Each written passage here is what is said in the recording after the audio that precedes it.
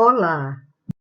Nesta aula, nós vamos abordar, do ponto de vista prático, aspectos da anatomia macroscópica da medula espinal. A medula espinal é o componente do sistema nervoso central que está contido dentro do canal vertebral, sendo o outro componente o encéfalo, que ocupa a cavidade craniana.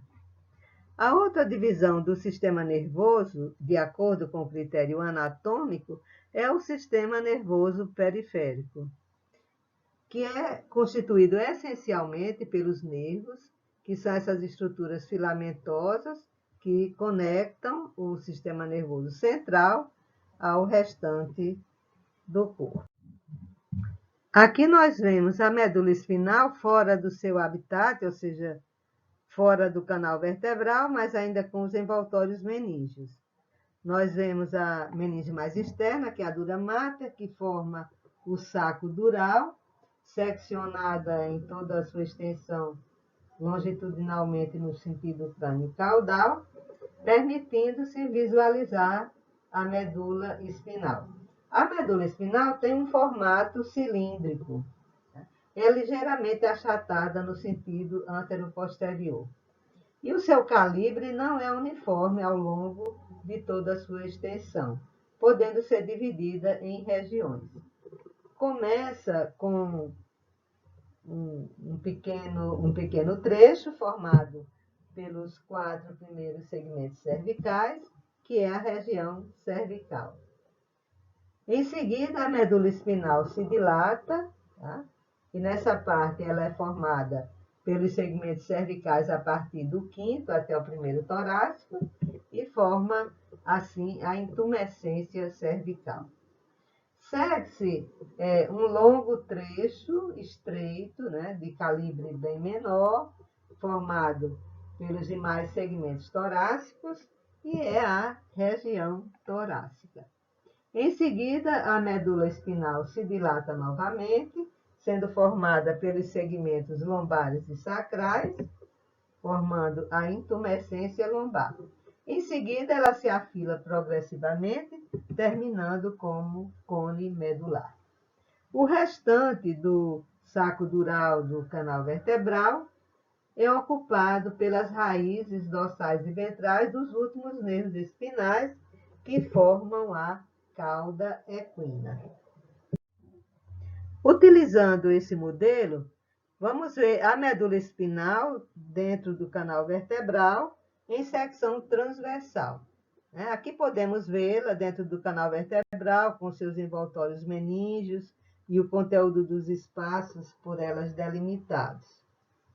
Mas vamos olhar para a medula espinal e ver que, a partir de uma secção transversal como essa, podemos ver a configuração da sua substância cinzenta e da sua substância branca.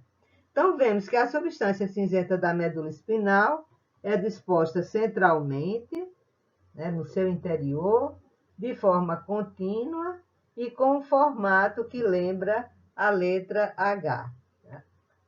E ela apresenta algumas divisões. Para formar essas divisões, nós podemos nos valer de passar 2 linhas horizontais tangenciando a barra, né, do H medular. E aí nós dividimos a substância cinzenta em colunas ou cornos, sendo que a porção que fica ventralmente a barra horizontal mais ventral, é a coluna ou corno anterior. O prolongamento que fica situado dorsalmente à linha dorsal é a coluna ou corno posterior, ou dorsal. A porção da substância cinzenta que fica contida entre as 2 linhas é a substância cinzenta intermédia, que pode ser dividida em lateral, a porção que fica contida exatamente entre o corno anterior e o corno posterior, e que contém uma expansão lateral, que é o corno ou coluna lateral, nos segmentos medulares de T1 a L2. A porção da substância cinzenta intermédia situada mais medialmente, contornando o canal central da medula, é a substância cinzenta intermédia central. Tá?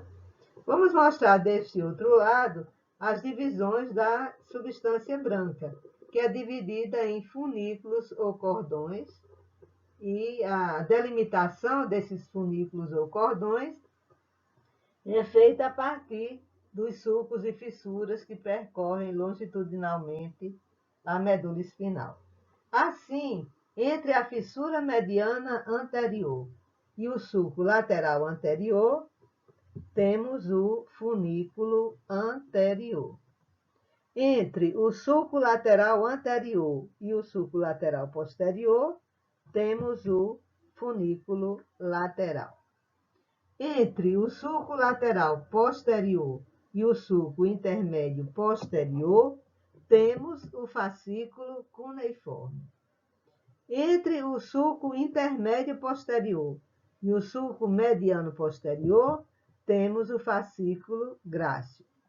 O fascículo cuneiforme lateral e o fascículo grácil medial ocupam o funículo posterior, que, portanto, fica entre o sulco lateral posterior e o sulco mediano posterior. Ok. Utilizando o mesmo modelo, nós vamos mostrar a formação do nervo espinal. Os nervos espinais se formam aos pares, cada segmento medular dando origem a um par de nervos espinais, e todos eles se formam da mesma maneira. Assim, ventralmente, nós temos que, conectados ao sulco lateral anterior da medula espinal, nós temos uma série de filamentos, que são os filamentos radiculares ventrais do nervo espinal, que se reúnem para formar a raiz ventral do nervo espinal.